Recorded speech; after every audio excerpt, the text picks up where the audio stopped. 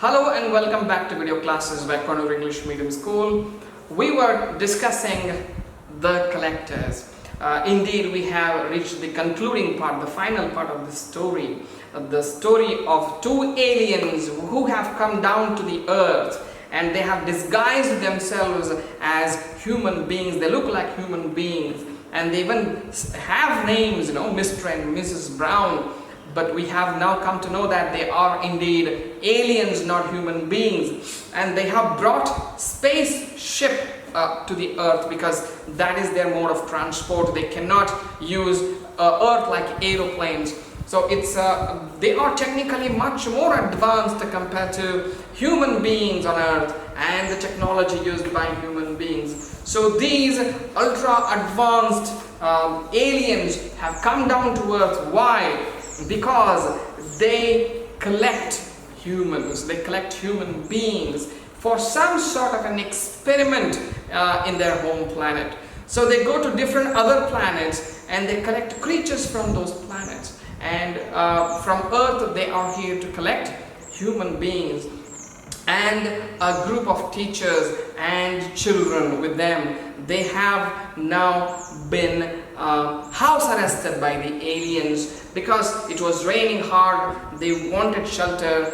They seek shelter in that house without knowing that it was not actually a house, but it was actually a spaceship brought down to earth by aliens. Now they are stuck in the house, and the kids, some of them are very bold and smart, so they are trying to come up with ideas to escape. So what has happened so far is Pete and Glenn are holding a chair and a walking stick in their hand, threatening the aliens to damage their electronic control center of the spaceship, demanding that the doors must be opened and the teachers must be brought into the room where they were all standing, into the kitchen. So Mr. Brown is forced to go back into the other room to bring the teachers, to lead the teachers back into the kitchen, while Mrs. Brown is forced to tell the kids how to open the automatically locked doors. And they press the button that she had asked them to press.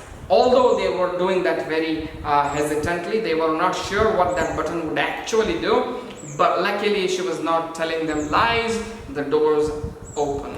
So Carol says, "It's all right, Pete, it worked." So the doors had opened, and now all the doors of the house had now suddenly opened. Remember, until then none of the doors were opening. The glasses of the windows, they looked like glasses, but they were unbreakable. But now the doors opened. Mr. Hunt, Miss Swan and Mrs. Jones stagger dazedly into the room. Mr. Brown is behind them. So while the doors opened, Mr. Brown, Mrs. Jones and Miss Swan, the three teachers, are brought into the kitchen room by Mr. Brown. So how do they come into the kitchen? Well, we know that they have been drugged, right? Drugged, but not unconscious. They were not unconscious, they were drugged. I mean, their actions have been minimized to just sitting somewhere looking at nothing, and then if somebody asked them to get up, they would get up. They can't think on their own. So Mr. Brown went there, and then maybe he asked them to get up. They got up and they led them back into the kitchen room. They came walking like drunk people because they did not have complete awareness of what was happening around them. They were obviously drugged. So they come into the kitchen dazedly, staggering dazedly into the room. Then Pete says, "Help them, get them outside and well away from the house." Wayne says, "What about you?" "Don't worry about me, get going," says Pete. Pete says to his friends, especially Carol and Wayne, these people need help. The three teachers need help because they have been drugged. Their movements are slow and they are feeling dizzy as well. So take them outside well away from the house. Leave the house with them, all of you. Just leave the house with them and go far away from the house. But obviously, some of them are worried now because it looked like Pete and Glenn were planning to stay back, sending all of them away, outside. So they were worried for their friends. especially because they had been so instrumental in making all this happen. So they didn't want to leave their friends behind and escape just themselves. So they say, well, what about you? Wayne says, what about you, Pete? Pete says, don't worry about us, just go take them outside. The children help the adults out through the back door, leaving Pete and Glenn facing Mr. and Mrs. Brown. So they know that Pete has something in his mind, and he looks very confident about making it work successfully. So they all listen to him, and they take Mr. Hunt and Mrs. Jones and Miss Swan outside the house. Glenn, what now, Pete? They'll grab us as we run for it. Now, Mr. and Mrs. Brown and Pete and Glenn are the people still in the house. And now they are only two. The boys are only two kids. They themselves are kids. And these two were aliens, very strong physically. And who knows what other technology they had with them right there. So you just couldn't just run past them. They would just grab you.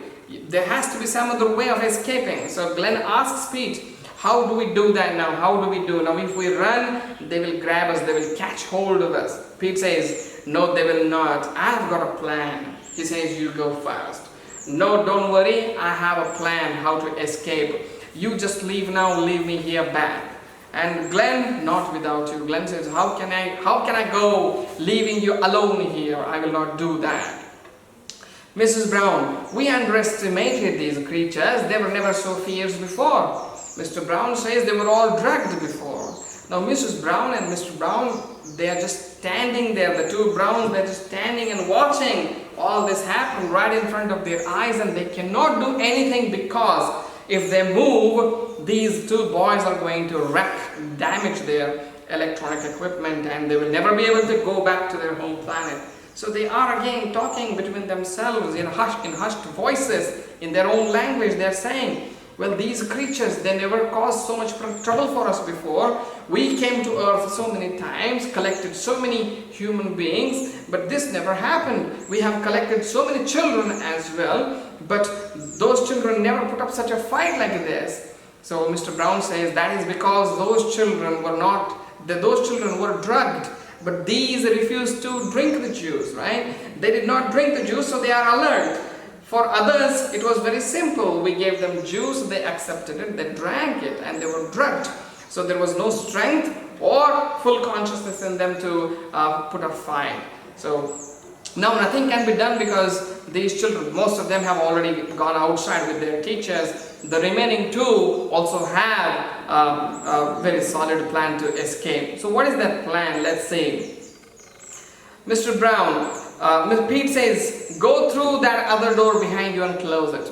He says to Mr. and Mrs. Brown, that door behind you, go through it and close it after you go past it. And Mr. Brown says, and if we refuse, he wants to see if the boys still have the courage and the determination to execute their plan.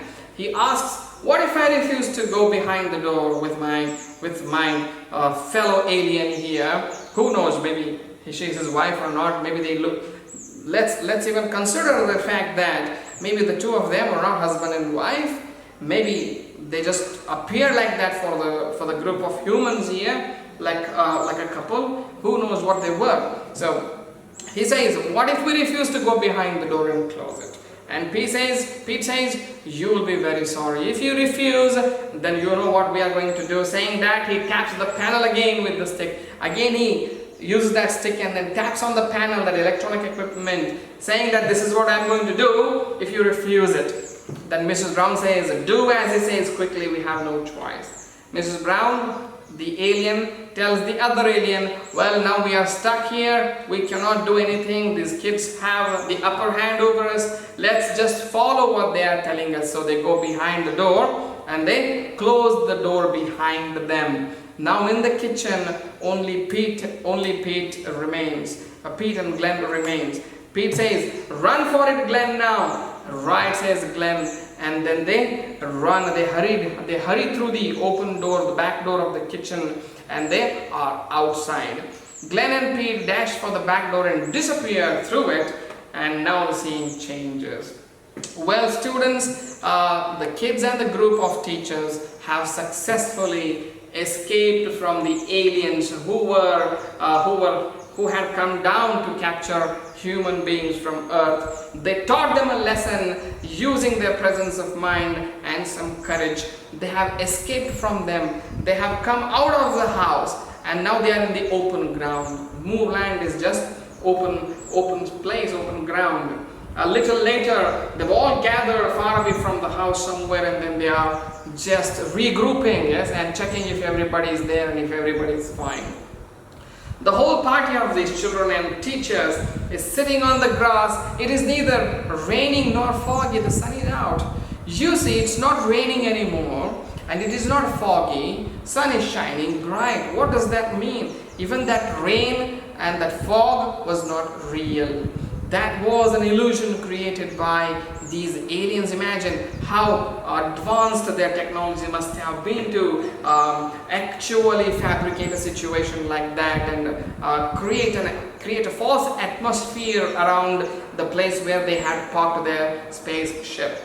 So there is no rain anymore, there is no fog, and the sun is shining brightly. So they're all sitting there and they're talking. Mrs. Jones says, one of the teachers, "I cannot believe any of it." How could anyone believe it, right? It was just unbelievable. Carol says, "But you remember being drugged, miss, don't you?" "But do you remember how you got drugged?" asks Carol. Don says, and all our anoraks were left in that house spaceship thing. Well, one thing they were a little disappointed about was that their raincoats were all left behind. Remember, they had when they entered the house, they had removed their raincoats. They are called anoraks too. They have removed the raincoats and then they have hung them up there for drying. They couldn't collect them in a hurry to escape. They couldn't collect their raincoats, so they were left behind. And the house isn't there anymore. And Glenn points out, look, that's where the house was. Where is it now? It's gone. What happened to it? It just vanished in a soundless flash. Pete says it's gone. As soon as the kids were out, the aliens must have activated their control system and converted that house back into the spaceship, which actually it was, and then they must have vanished without any sound, without even a flash. Miss Swan says, "I know, but it's mad, it's incredible. How could we believe all this?" Mr. Hunt says, "We have to report it." Mr. Hunt says, "Well, we'll go to the authorities, we'll go to the police, and we will tell about this incident." "Well, don't be silly, how can we? It will sound utter nonsense," says the other teacher. Well, if we imagine these teachers going to a police station and saying, "Well, there were aliens, they were trying to capture us, and then we have escaped."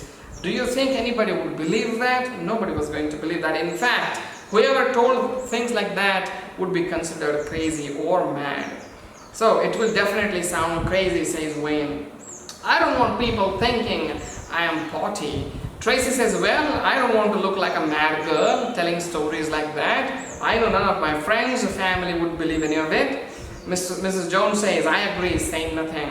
So let's not talk about this incident with anyone. Let's not tell anyone anything, otherwise we will look like idiots.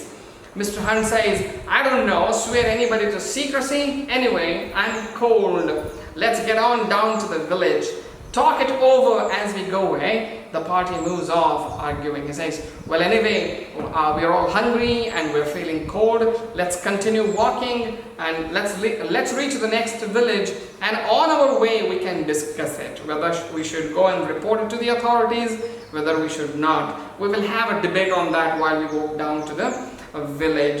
So let's move," he says, and everybody gets up and then they start walking towards the village, and while they walk, they all talk about how all that happened, and they continue to argue whether they should report it to the authorities or not. So the Collectors is the story about two aliens coming from some alien planet to Earth, trying to kidnap children and adults, but to their misfortune, these kids were too smart, and luckily they refused to be drugged. They understood that the juice was drugged, which helped them, help everybody else, help everyone else to escape from their grip. So I hope you enjoyed the story. It was a pretty long prose unit, but a lot of dialogue in it, a lot of conversation. So I want you to read through it again and then make notes and study. I'll see you in the next class.